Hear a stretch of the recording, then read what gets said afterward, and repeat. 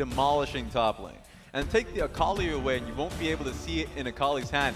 This is surprising as we are in match point, and we have Peanut coming in for score. Yeah, score. Stepping out, the most dominant jungler of the entire tournament, and Peanut stepping in, someone who's played a bit more loose, a little bit more reckless with the roster. He almost seems to run counter to the style that Team Korea likes to, that control, that patience, but Peanut could be exactly what they need to match MLXG and actually bring the game back to China. Funny enough, last game when I saw Score pick up the Olaf and was getting the lead and the team was playing around him, I thought, what would happen if you put Peanut in the same situation? Someone who wants to get that lead and then barrel it on forward. That answers it. They want Peanut to come in and now try and clash heads with Team China in these team fights.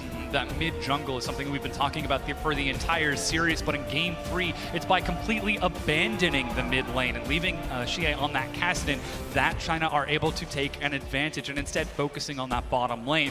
But if they try to make that investment once again against a player like Peanut, then that could be a much riskier gambit because Peanut will not hesitate to dive, but we've gotten into picks and bans. It's match point between Team China and Team Korea. I want to see what we do with Peanut here. Leave the Olaf open, get himself the pick. They are on red side this time round. First time we get to see Korea now go for this flexing pick. So we get to see Peanut get his priority matchup.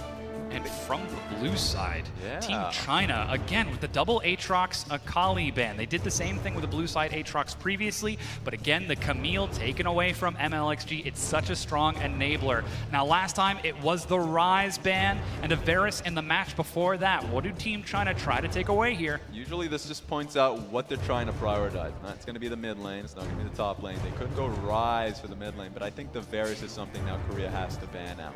Varus is going to be the go-to that Uzi picks himself up. And there's that Vel'Koz ban as the youngest esports fan ever in the arena. Surely cheering on their home region, but this is leaving up the Alistar. This is leaving up the Galio. This is leaving up the Varus. There are so many strong picks, and China can only take one here. Even the Ryze is still open. And the Galio, first pick blue side from Team China. We've been seeing it get banned out throughout the series, and it's going to be China. Chie now on the pick. It's going to be fun to see what he can do with it. But now begs the question, you were talking about Alistar, I don't think it comes back into this. They wanted to see the specific matchup between Ali and the Rakan. Now that's gone. Varus now picked up by Korea. I want to see if China now goes towards lower range AD carries. The Kai'Sa comes to mind, and try to just dive into the back line and just enable the matchup bot lane. And now we've got the Varus first pick for Ruler once again with 10 seconds on the clock. They might try to prioritize that bottom lane with that support, the Olaf that you mentioned. But it's a Tahm Kench. It's a safe and defensive bottom lane. And it seems like we've had a complete reversal throughout this draft phase. Team Korea prioritizing their bottom lane, Team China prioritizing their mid lane. Just wants the safety. Ordinarily, you'd get the AD carry, but wouldn't go for the support because you can go either towards the Braum or the Tahm Kench. But you can see the mentality of Ruler and Core JJ consistently getting dived bot lane.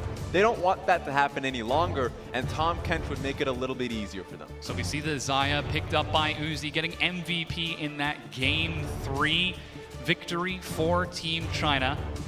Will he have a similar performance going into this Game 4, into this match point? As Gragas is now the pickup once again for MLXG. They're showing a similar strategy, but this time it's without the scaling assurance of a Kassadin in the mid lane. It's with the support of Chie, so they might even be doubling down on it. Yeah, I think the Olaf just comes out right now. You're getting to a point, oh, doesn't? I think you should ban it now. One of the greatest strengths of Olaf against this composition is, you know, the Xayah has the CC that she can constantly throw out with her feathers. Gragas himself as well. The taunt from Galio, all ignored based off the ulti that the jungle pick would have for Peanut.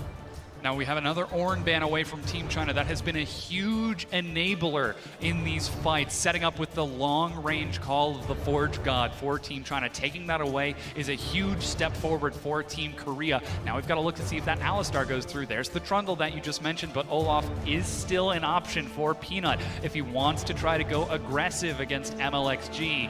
But let's see what Korea try to ban away. They know what their mid lane matchup is going to be, that Orianna versus Galio. Alistar's and there's gone. the Alistar.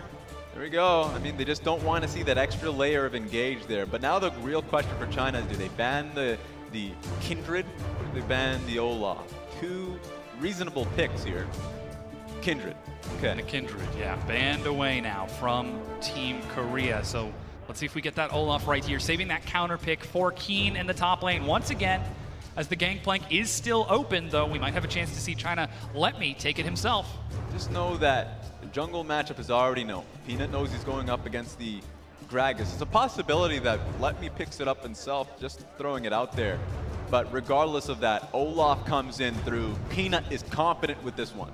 As you said, how different would the game be if you were willing to dive with that Olaf instead of just pressure the lanes themselves?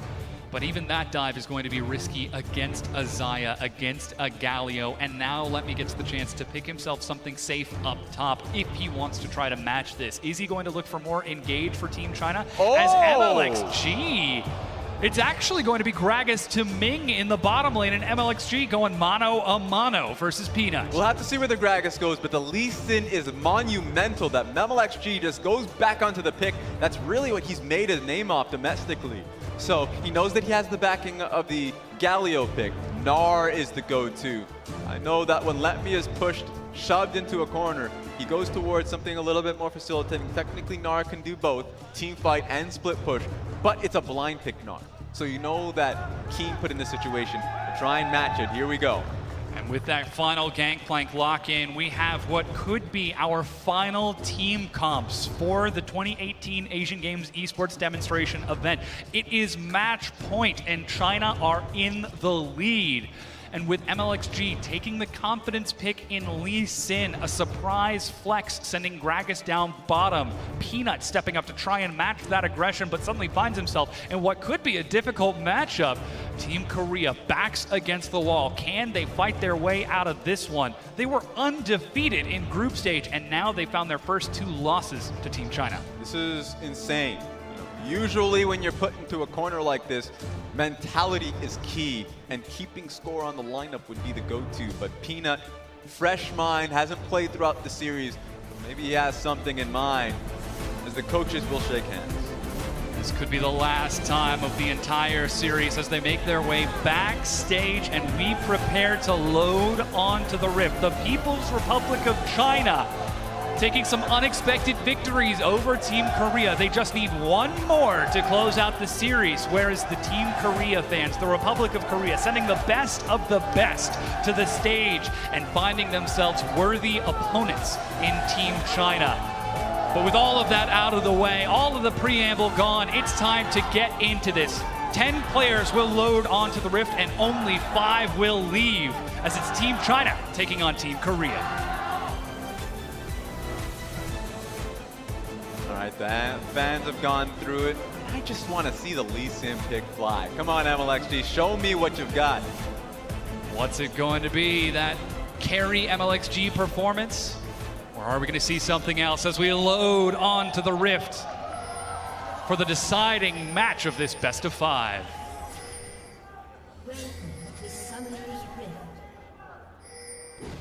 And you can hear the fans already chanting on for their teams. Team China versus Team Korea. 30 seconds until minions spawn.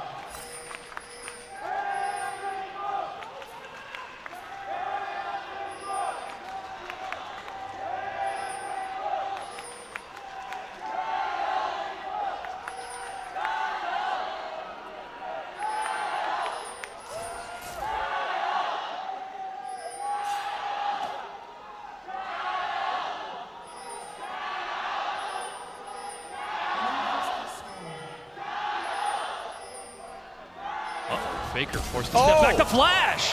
And already a flash cleanse. 2 games in a row, Ming makes the play happen, gets the flash onto Ruler last one. This time gets both summoners on Faker, not how you want to start game 3. 4. Close enough. Yes, match point. What could be the 3rd victory for Team China, but they're all already looking to control that mid lane. MLXG taking Lee Sin into the jungle. Peanut taking that Olaf to try and match it. He gets a leashless start and turns towards red. Here's what's key about this jungle matchup. The reason why we don't get to see a lot of Lee Sin's out there is because the matchups are just bad. You're an electrocute jungler going up against what seems like an Olaf. I mean, he's going to be chucking axes. It's actually really bad for you that you just get outright damaged. One of the oldest counter picks in the book. But you still pick the Lee Sin for the setup. If you're confident enough for the ganks, super impact in the lane. And then, of course, once you ping 6, the Lee Sin kicks is what we're looking for. Those Dragon Rages to set up for the carries and find the kills. Now Faker, this wave pushed in. He's catching all the CS that's flooding in towards him, but already we see very early river control out of Team China. They've got a defensive ward in Pixel Bush and taken the top Scuttle Crab as MLXG is going from buff to buff, and Peanut is forced to go for a very close to full clear as he finds himself with double buff. Yeah, and speaking of forced, Faker is forced to play under his tower. He knows that going up against the Lee Sin, one thing Lee Sin has in mind is to make the ganks happen, and the taunt that is available for Chie makes it all the easier to go up against a flashless, cleanseless Orianna. A very scary matchup, but the cleanse is already half duration to coming back, so not quite as much threat for Faker. If he can only hold out for just a few more waves, he should be fine. But Let Me finally has himself a favorable matchup in the top lane against Keen's Gangplank. You can see Keen is setting up to keep himself safe from any dive, places a ward on the Krug camp to make sure that there's no chance MLXG appears, and still the information game bounces between the two teams. Yeah, and those wards are really crucial. Know that Gnar has a lot of masteries he can go towards. Going towards Airy just means that I want trades. The trades that he gets, long range, throwing out the boomerang, really converts into a dive. And so MLXG, if he gets it, it's available for him, he will look for it. So if not to get the kill, to force GP from taking the massive wave, at least he gets this one. You always have to keep in mind on how this matchup goes for Keen. He has brought Peanut back towards that top side of the map. His first recall is completed. Peanut's got himself the boots to synergize with that Predator and a Ruby Crystal for some more sustain as Chie teleports back into the mid lane and the waves bounce out. Finally, Ruler gets himself a safe lane down in this bottom half of the map, as even MLXG is sitting in Tri-Bush just to pull the attention. And he will be spotted out by a ward, though. When you're going up against Suzy and Ming, I don't know if you ever get yourself a safe lane. Sure, you have the Tom Kench, so that's what makes sense for it to happen. The exhaust to follow too. Remember, that's exhaust versus ignite from both supports. So you can already tell the mentality behind both these matchups. But Core JJ and Ruler still have to be aware, get the wards down, so MLXG cannot impact it. Now Ming steps up to look for vision onto Peanut. They want to know where that Olaf is going. He's trying to dodge the vision that was placed on Gromp. I don't think the Scryer's Bloom spotted him, as there were no pings onto him, and he's heading down for a lane gank towards the bottom lane. That's the slow onto Ming. Flash. Ming trying to set up for some more damage, but the Predator, Peanut's racing up. Devourer is ready. Ming is the target, and he goes down. First blood, Team Korea. Flash to get the slow across. Core JJ sets up the gank for Peanut. Well done. Kill's gone across now. LXG now setting up for a gank top. Uses the ward hop to close the gap. Sonic Wave is ready. He tries to bait out the flash, but it's held onto. Keen does not flinch. He holds his ground and escapes with his life. Incredibly well focused from Keen. Keen just recognized he needed to wait for the reaction on Q. So this is where it all started. Flashes over the minion wave so he can actually get the Q across. And so Ming, waiting on his cooldown so he can body slam out, just wasn't going to be given to him. Ends up giving that first blood over to Ruler. The bottom lane might finally get a chance to go into his favor in this game, as even Infernal Dragon is picked up by Team Korea on a very scary composition. 4 huge damage members as the game goes on, so massive investment for them. This is pretty good for China before that point after. Remember, the mid lane matchup was supposed to go in favor of Faker. But since losing both of his summoners, and on top of that, Chie getting minion dematerializer was just making it so hard for Faker to deal with cannon waves that would come through. So it was looking good initially. Mid lane and bottom lane were pushing, but now Korea found themselves a foothold in the bottom lane. It's opening up to a 600 gold advantage, and we'll keep an eye on how that bottom lane goes, as it's a BF sword start from Uzi against the Bilgewater Cutlass for Ruler. And he just needs a little bit more gold, as that's the body slam. Core JJ not back out of lane in time, and Ruler will take some damage, but again, he's got that Cutlass, so will get some lifesteal to heal himself back up. This wave is pushing in, and MLXG is on the bottom half of the map. Plus, Chie's picked up level 6, so we could see a potential dive if Team China were thinking about it, or they might just try to reset the wave and gain control over the bottom half of the map. It's a good way for Ming to play out the laning phase. Getting the chunk down means that you're right, you have Build Water Cutlass, you can play to just sustain, but you were already in an aggressive standpoint. Now you're looking to play at a range so you can heal up and throw your Qs so you can get the minions across rather than trying to get the trade on towards Uzi. Now we do see Uzi still pushing this wave up, using those feathers to try and clear out that minion wave as quick as he can, and still just patrolling back and forth. He's actually brought MLXG out of the jungle.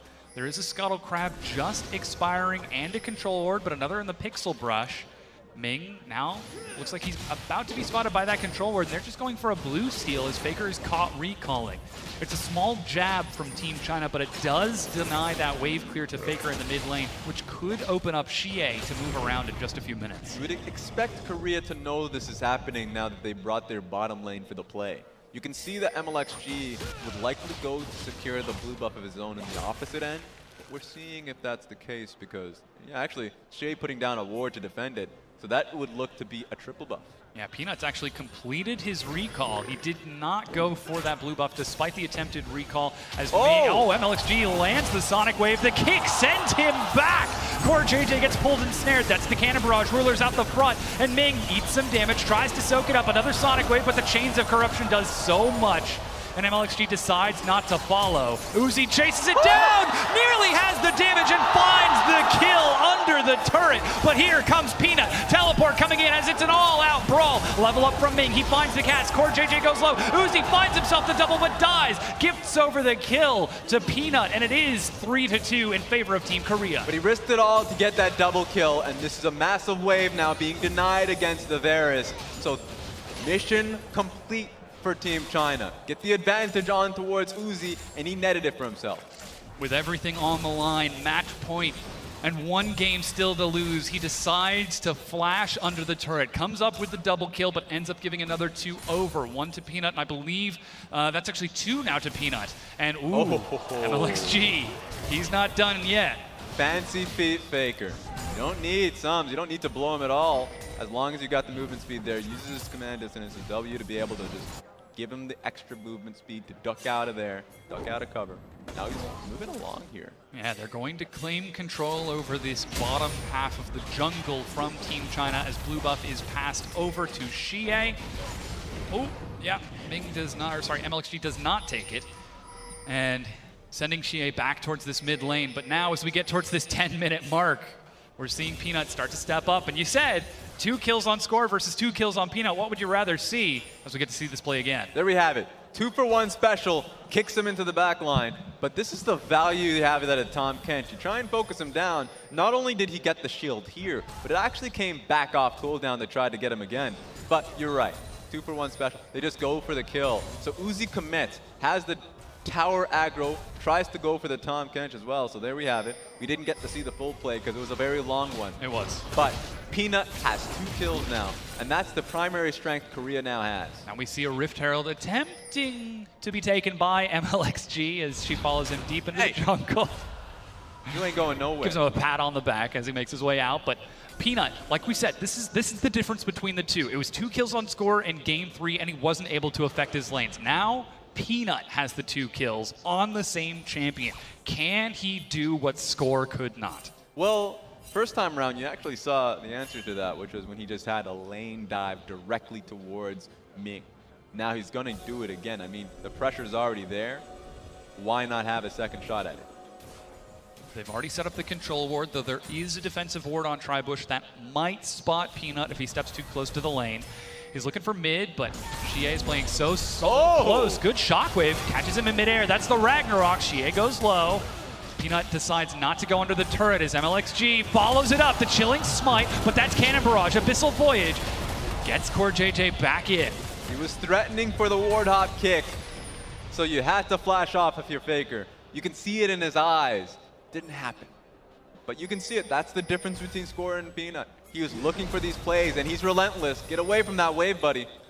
Chie still flirting with danger. That Sonic Wave misses. Peanut's not very tanky, but they're trying to deny Faker these minions while Peanut is trying to hold them.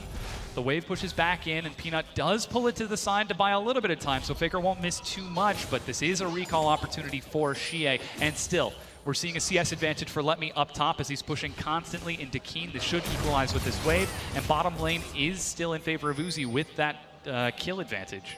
There we have it. Now Peanut, of course, the base coming down. He's going to be looking to try and defend this internal dragon team taken. Flash Smite is ready for Peanut. He's got no Ragnarok. Core JJ sees this. Smite's secure. Team China are forced to back out. Ming's over the wall. Wardhop gets into safety. Peanut decides not to follow up. With Korea pressing forward, they're pressing forward in multiple directions. Chie has found Faker once again under the turret. They're fighting over the Raptor camp now. Uzi trying to clear it out, but Peanut will get the secure with a Smite and that Ragnarok. I think the benefit of that is that they denied Korea from having double Infernal. But look at the situation they're currently in. Galio probably needs a base for himself, but he's getting constantly pressured under tower. This is the Faker special. Push him in and let it rip on the tower. Tower's getting chipped down a little bit constantly just based off the matchup alone. You can't keep Faker here unscathed. You have to do something. If he's allowed to keep pressing, eventually that turret will fall, and we know what this Orianna can do. He's being passed over this blue buff now as it respawns, finally able to get the buff for himself. As Chie heads back into the mid lane, MLXG is on the prowl. He steps up the shockwave, pulls it in! That's a bait, but there goes Chie. He's forced to back out of this. The Predator, the slow, but Ragnarok means Peanut's able to soak some of this. It falls off just in time for Ming's cast as Chie heads back to his turret. Layered on top of Orianna's damage, Peanut just destroys him. That was such a good follow-up. I mean, there was no way for him to respond. No flash, no reaction. Hop, nothing you can do in that situation. He was gone. And again, we see the trade-off. Winds of War trying to clear out the minion wave, but Team Korea are pushing off the back of Faker's pressure. They're getting more and more damage onto this turret. Luckily, Ming completes the rotation from bottom to defend it. It is still standing for Team China, but here we get to see it again through the control ward. So you see him coming through the control ward, as you mentioned. He peeks his head out there, walks up. Look at that. That's just true. I mean, true lockdown CC, nothing he could do after that. He was already dead by the time the CC from the Orianna ulti actually came out. Yeah, no hesitation from Faker. He sees his opportunity and he takes it. That's what makes him such a good player, because he is so decisive. Now Rift Herald being started off by MLXG. Peanut once again spots this out. As he's looking to collapse around from the side, Chie looks to zone him. There is no Ragnarok from Peanut, but he's nearly got his smite back up. Doesn't have much mana to him, so I wouldn't really look for a longer engage from Peanut. Team Korea actually collapse on the pit. They bring Core JJ and Ruler, even getting a teleport out from Keen. As Let Me close to Mega. Not sure if he wants this fight. Keen completes it. Shockwave pulls MLXG in. He's dead again to Faker. 5-2 for Team Korea, and they take the Rift Herald. Ming and Uzi were stuck at base. They were coming, they were going to be there in about 30 seconds, but they didn't have 30 seconds. The play happens. MLXG tries to go for a steal, but of course he's going to get picked out by the shockwave. And no hesitation from Korea. They drop Rift Herald in the mid lane. This charge should be enough to break it down. Mid-tier 1 falls. A lot more fiery out of the Korean roster now that the Peanut's in here. You give him 2 kills, and he just keeps going. I love the fact that we're seeing a completely different game now that they brought in Peanut. Much more aggressive play is opening up the map. Now Faker is unlocked on this Orianna and free to maneuver around. Peanut synergizing in an unexpected way by collapsing on MLXG's mistakes and forcing him into a bad position, not once but twice in a row. Hey, this was the old SKT duo. Peanut, once upon a time, was across sides from Faker. They get to play once again with each other. And you know what? Unexpectedly, the synergy is back on track. 4 kills from just 2 of them. Just combined. The pressure is there. And they're doing really well to just completely nullify MLXG. And in this case, Chie. And non-stop push out of Faker, using the shockwave again to keep Chie busy. Uzi, meanwhile, he's finished off his Stormrazor, but he's a far cry away from the kills that he had in Game 3. Same champion, but completely different tale at 2-1-0 as Ruler is actually 22 CS ahead. Despite being down in a kill, he's finished off Blade of the Ruined King, and he's got push pressure onto the bottom tier 1 with Peanut on this half of the map. So it's in fact Peanut's aggression that's starting to open things up for Team Korea. This turret will be held though. Luckily that Xayah has got plenty of wave clear, but Triforce finished off for Keen, Luden's Echo finished off for Faker, Blade of the Ruined King for Ruler, and Peanut's picking up his own tank items. Things are looking pretty good for Team Korea. Yeah, and they were setting for themselves up a pretty reasonable dive down bot lane. Knowing that Lee Sin was top side too, Uzi and Ming just kind of respected the pressure and took Krugs. As you can see, nothing there. Nothing here you can see with your axe toss. The undertow. Peanut still feigning a dive. Faker's roaming away from the mid lane. Ruler steps up, but Ming doesn't take the bait. Uzi does, though. That's the cask again. Pulling Core JJ to the side. A flash gets Ruler out of there. The target's Core JJ. Chains of Corruption has found Ming. He's slowed. That's the hero's entrance, but he's already dead. Ragnarok gets Chie into the fight, but already his support is out. It's a kill advantage for Korea, and Team China are forced to pull back. Galio was in position for some time, but didn't know how to really start off the fight. And by the time he got in there, Ming was already dead, so nothing you can do here if you're Team China. Just have to really wait and see what Korea now does with their time. And that was Team China trying to make the best of a bad situation. They knew that Peanut was nearby, and they tried to find a kill before he could get in, but unfortunately Ming, not quite tanky enough, ends up going down for the 3rd death of his team. And 18 minutes into the game, Team Korea still looking for these opportunities, starting to dictate the control of this game. Keen, despite being down in CS, is almost certainly up in gold by the nature of that gangplank. Already finishing off that Triforce, as we said, going to become a threat later on, but now the Infernal Dragon is up. Team China are losing control of the river. 3 Infernal Dragons in a row. It was really special that China was able to get the 2nd one, but they cannot stop the 3rd one. You'd have to see a miracle run. Maybe Let Me joins in the next fight. Doesn't have teleports, so we'd have to make the travel, but here we go. They're actually committing to this. Stepping up, attacks the turret. MLXG follows through. They managed to get the snare. Let Me happy to tank these hits. Keen soaking the damage as Chie joins the fight and finishes it off.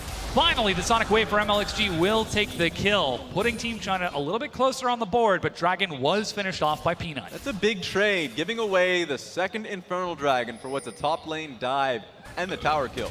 But remember, Korea's actually have a lot of members in the bottom side of the map, so you're giving away the bottom lane tower as well. Here we go. Peanut, he might not just be looking for the turret, he might be looking for a kill. The Abyssal Voyage gets Core JJ in there, but Ming with a disengaged cask knocks them away. But as you said, minions looking for that bottom tier 1. And so at this point, you make the trade happen. That's a bottom lane tower and an Infernal Dragon. What's a top lane tower and a kill on towards the GP. GP is not going to be too perturbed by that. He's okay with that. So this is just a good trade from Korea as a whole. And that's unlocking, though they are looking to take the top tier 2. Keen is back up. He's got no cannon barrage, but MLXG sets to finish it off. 2 turrets for 2, and Team China are keeping pace. You can be creative with that now, looking for the next dragon. Baron is up in about 2 seconds, but we're seeing a collapse. Yeah, Faker with blue buff uses the Dissonant Shockwave again onto MLXG. He's been caught by that spell so many times. Despite the flash, Faker gets the kill. And Peanut will force Let Me to flash away from the undertow. Jungler is down now. Baron just came back up. Korea's in the area. Why not just start it? I know the base is being channeled, but it would make a lot of sense for them to try and bait it with the now death animation here from Lee Sin. And 3 kills on Faker, 2-0 and 3 on Peanut. MLXG 1-3 and 2. He takes the confidence champion on the Lee Sin, but every single time his opponent hasn't been Peanut. It's largely been Faker in the mid lane, who is tracking his movements all across that mid lane, all across the jungle and the river. And keeping that Lee Sin locked down is preventing Team China from snowballing any of their lanes and setting themselves up. Now Team Korea, as you said, maneuvering around the Baron. They didn't take it after MLXG died, but they are setting up a bait around the pit. And they have quite a few... Oh, wait a minute. I think he got it. Oh, that time he gets away, but he does get the blue buff. There we go.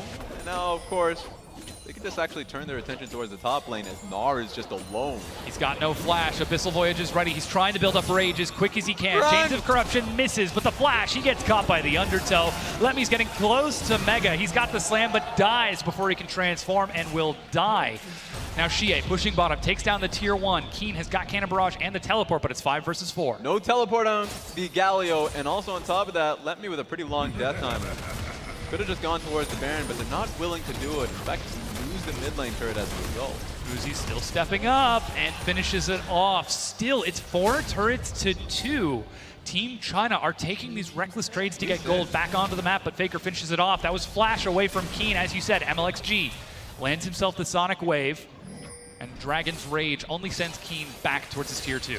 A lot of plays to make Keen feel uncomfortable, but the team as a whole. Flash body slam the cask. He's looking for Ruler, pinned against the wall, takes to the skies, but Core JJ sets it up. He's going the wrong direction, rooted in place, and Ruler goes down. Uzi and Ming find the opening, and they collapse on it. A double kill to Uzi. Disconnected from their team, but now they can just chase them down. Peanuts alone. This is very risky. Peanuts forced to turn and run. He used his flash earlier, and Letme's able to get revenge, sidestepping around the vision. Megadar against the wall, shut down on Peanut. Right next to the Baron buff too. They've already started it. Keen is teleporting in. Faker is behind them. Team China are in the pit, as you said, burning through its health. But Faker's ready with the shockwave. He's found MLXG. Almost He got goes him. low, but that's the hero's entrance. MLXG flashes away. No one's defending Uzi. Keen is walking it up, but MLXG gets the kill. Faker, 1 versus 5, trying to hold his ground. He's got no mana. He's slowed, looking for another, but he finds a kill. Finally will die to Uzi as he finishes it off, and Team China turn to the Baron. They have everybody they need. They don't have Let Me, but he's did his job here. Baron buff for China. 23 minutes into the game, throughout this laning phase, Faker has been putting out a monstrous performance, but collecting themselves as a group, they're able to collapse and find Team Korea. Split up, they find the kills, and now they find control of the game. I just don't know what Korea was doing on the top side. Keen is doing his job. He's getting just blitzed by everybody. Teleport was gone too, so it was just so much confidence from China's side that they can expect so many members and resources towards the bottom lane, and nothing was going to be happening towards the Baron. So ultimately, all of China's on towards Baron. You can see what ends up happening here. Faker does a great job being able to nail down MLXG, but take a look at this. MLXG walks back up. The confidence to nail the kill when he doesn't have HP. So very close. Faker finally gets the kill onto Let Me in the end, but Uzi with the flash auto from Stormrazers locks it down. Now Baron for Team China. All of those turrets that they've been trading earlier are about to pay off as they're pushing up to the tier 2. Peanut Oh low. my He's God. rooted the Ragnarok, and he walks away with his life. But that's a primary initiator. That Olaf gone. The wave clear is non-stop. Faker's trying to push it out, but he already used his shockwave. It's still on cooldown, and Let Me is prepping a wave bottom. The Baron buff cannon minion too. Ragnarok used by Olaf. Even if he joins up, won't have the ability to just get in there. Faker's trying to hold aggro. He's got flash, but pinned against the wall. Chie finds no opportunity, forced to use the stopwatch and stall this fight out. Uzi tries to keep him standing, but Chie with a late flash. He escapes, but dies at the last second. Faker lands the auto attack onto Uzi, chases it down, looking for another. God. He knows there's no flash. He lands the damage, trades the kill 1 for 1. That's a big damage source for another, but that's Baron now missing. Peanut gets back in as MLXG goes down. China overextend, and Faker makes them pay. Uzi does his best to get Faker off of him, but Faker does his job. 4 members down. Here we go now. Gonna get more than this. Ming drops the barrel roll to try and clear out the minions, but what was an advantage for Team China swings back to Team Korea. They break down the mid-tier 2, bringing it to 5 turrets to 4. And the Abyssal Voyage towards this 3rd dragon, this last elemental drake, second to last elemental drake for Team Korea, as they get themselves an ocean. 25.5 minutes in, this game is back and forth and dead even. At the very least, Let Me still has his Baron buff, and he's been the one split pushing. Blade of the Rune King right on him. You can hear the audience cheering it because this is a very close game.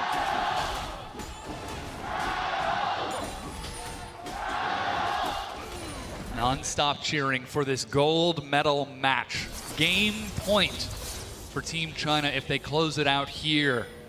And everyone is on the edge of their seat as to how this is going to shake out. Blue buff Now being taken by Chie as once again, Team China playing around the map, trying to deny the vision that Peanut needs to use if he wants to look for a flank to chase someone down. And that's the case here. Even though the fight went in towards Korea's favor, Baron buff is still there from the Gnar. He's already hiding and now going back towards the bottom lane. Pressure is still there because Ming is holding the mid lane with Baron too, so it's not completely gone. It was a great defensive measure from Korea, but you have to try a second time.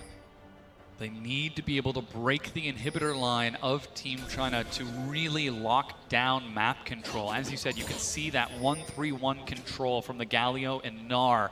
Splitting open the map. Uzi at 6-2-1. He's at 3 items with a Vamp Scepter. Doesn't have his QSS yet, so there still is some opportunity for Ruler to lock him down. But he's been playing so well this entire series and constantly controlling these waves, constantly keeping Team Korea on the defensive has been the recipe for success for Team China in this best of 5. And much like how that last fight ended, it really does feel like it's Uzi versus Faker. Faker's last couple team fights have just been insane.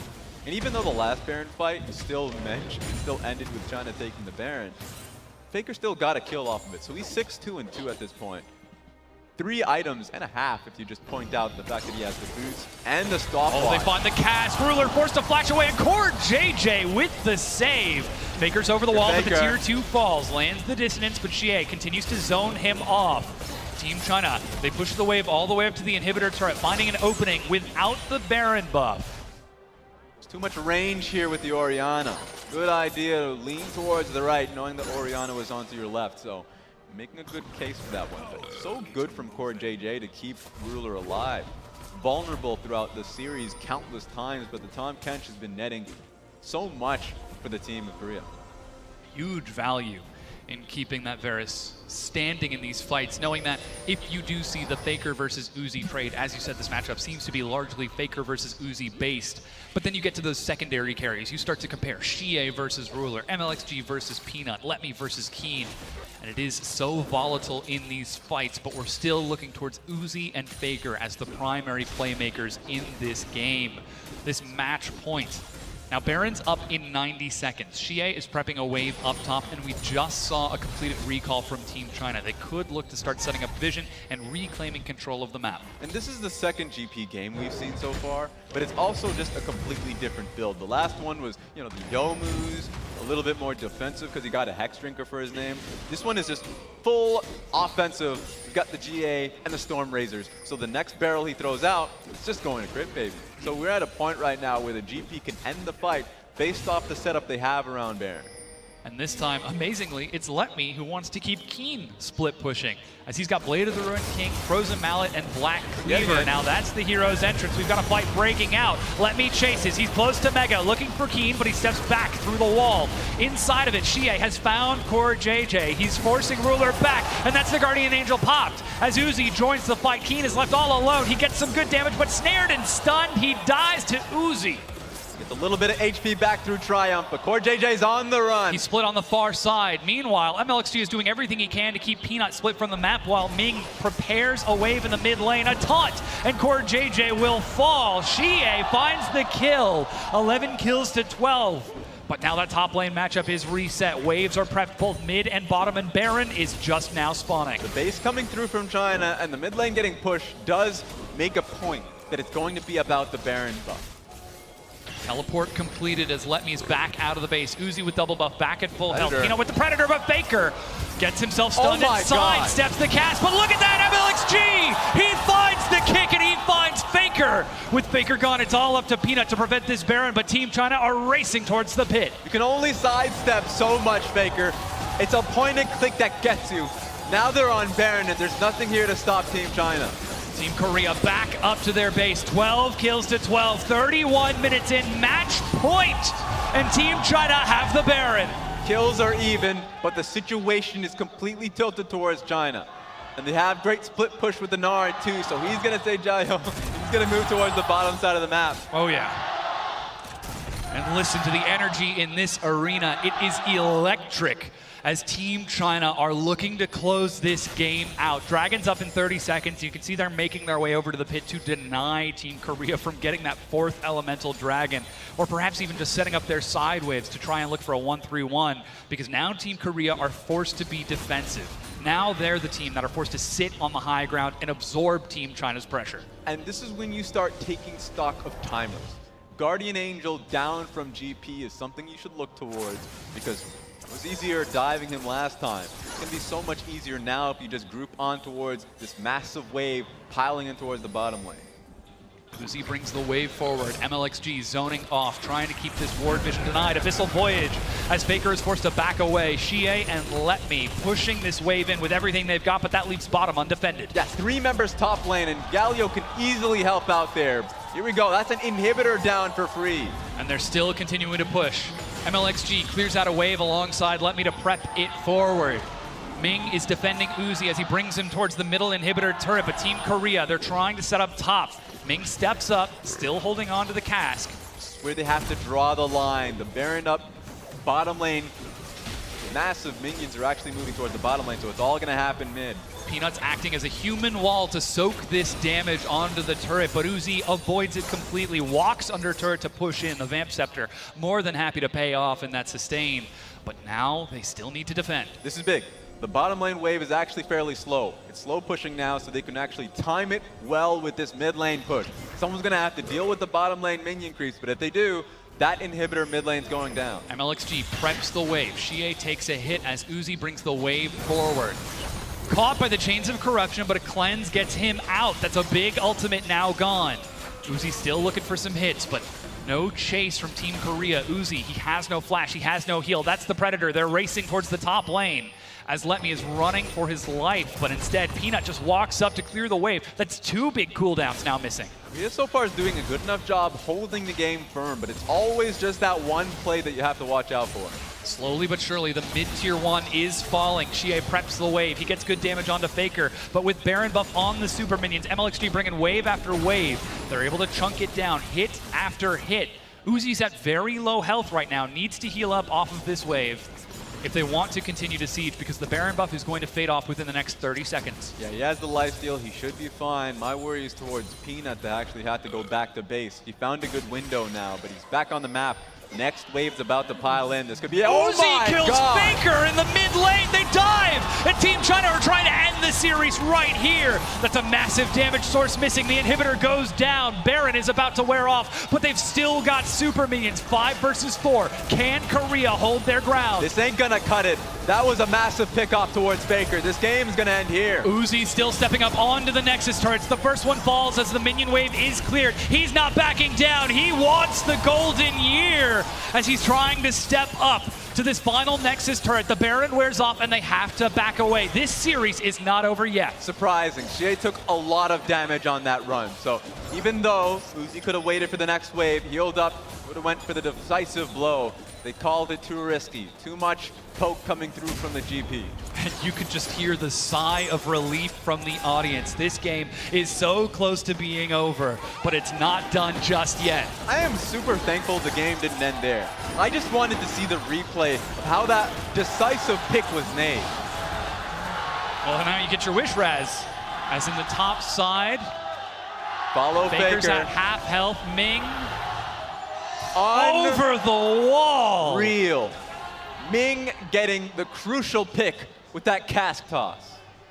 And with Faker's wave clear gone, it's down to a single inhibitor turret and a single Nexus turret already chunked to below half health.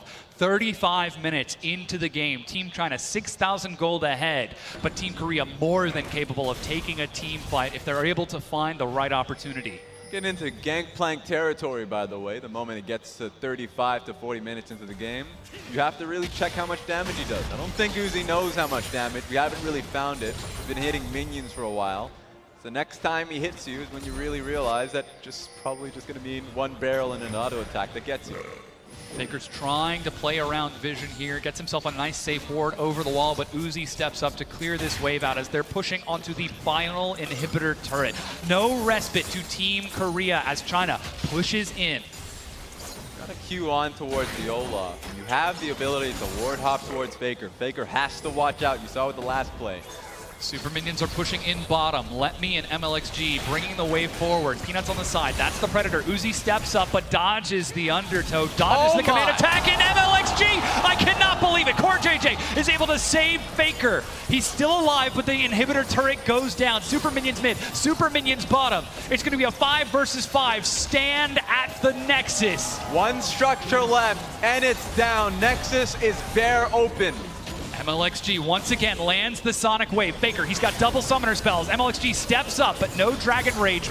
Shockwave is able to pull Uzi in. He takes to the skies. That's the Cannon Barrage. Can he get out of this? She is working onto the Nexus. They just need to destroy that building and they win, but Uzi gets the kill. Onto Peanut. That's the hero's entrance. He's not stopping. He wants it. Let Me on the side finds entry, and Team Korea cannot find a way back into this. Uzi turns onto the Nexus, and the People's Republic of China take the gold medal win. 3-1 in a decisive fashion around Uzi. Gold medalist now. Such a massive win for the People's Republic of China. You can see the fans jumping up and down at this victory. We could be seeing the beginning of a golden year for China, as they are looking to upset the ecosystem in League of Legends and prove that maybe there's a new top dog in town. This sets you up for more games, man. Back and forth from the qualifiers to the group stage to the grand finals. And it ends unsuspectedly in China's favor. They head over to shake hands with the Korean players in a very intense best of 5. You can hear the chants. Team China fighting, Team China fighting. And with a big smile, Uzi shakes Faker's hand. Long-time opponent, long-time rival. But this could finally be the year that the crownless king gets to put the final jewel in his headpiece, the final crown above them all. Such a great win for the organization, at least for the country, for China as a whole.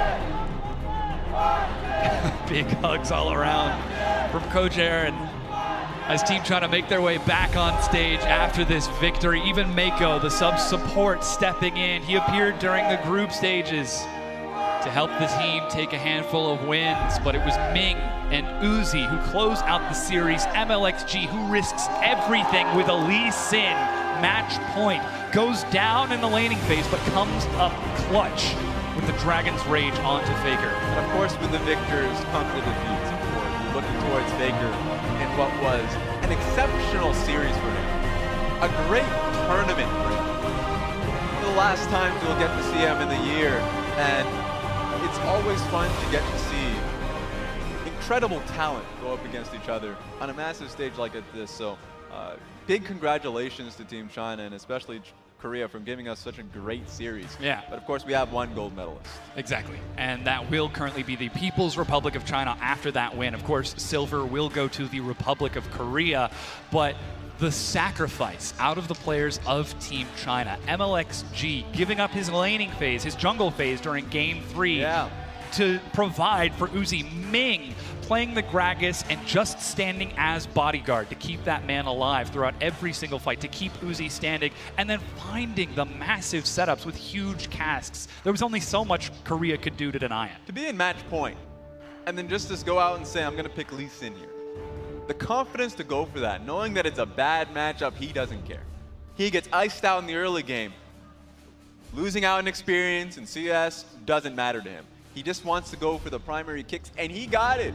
There were so many times that the primary carries of Faker and Ruler had to be worrying about the Gragas cask, worrying about everything to follow up. We just had a fight around Baron where Faker moved around so many of those abilities. Great orb walking in so many cases, but then of course you just have to see the kick that hits you in the back of the head. Just the one. That's all that was needed to net the Baron. That really was the game decider. And so often we talk about this being 2018. It's no longer 2013 where one person can carry the entire game. It has to be a concentrated team effort. And it was that we got to see Team China collect themselves as a team, collect themselves as a more cohesive unit. Whereas initially, it was the Republic of Korea throughout the duration of the group stages who moved better, who communicated better, and tore China apart during those initial matches. But then Team China found their momentum. Somehow in that semifinal match, they found themselves and they brought a whole new team to the front stage. We didn't expect the People's Republic of China to get to the grand finals off of, they were often a bad foot in these semifinals going up against Chinese Taipei. It was unexpected because throughout the qualifiers, Korea took seed 1. Throughout the group stages, Korea took seed 1 once again. And then it was such a tough journey, but it molded strong champions here today. You can see it through the damage chart. Uzi, sure, the damage goes to him, but it was a team-wide effort, as you had mentioned, to create the scenario that made it too risky for Faker and Ruler to come out with the victory. And Keen, even on his own signature gangplank, was trying to go for the damage build, trying to land the damage, but he never got an opportunity to approach Uzi because Ming was so relentless in keeping him away. Chie and Let Me, you can see their damage was almost exclusively done in keeping Ruler and Keen off of Uzi so that he could go mano a mano, man versus man, against Faker. And here's the thing, you look towards Korea as a whole in this series, talk about adaptation. They realized with the first 3 games, they couldn't get China off of them in these team fights. So they say, all right, to hell with the slow play, put in Peanut. It didn't work out for them. Man of the match, 10-2-1. Uzi picks it up once again. MVP for this Xayah. He takes it in game 3. He takes it in game 4. As this could be the year. It is the year of the dog. It's a lot of individual stories coming together. Each and every one of these players in Korea's side, in China's side. Of course, as you mentioned, year of the dog.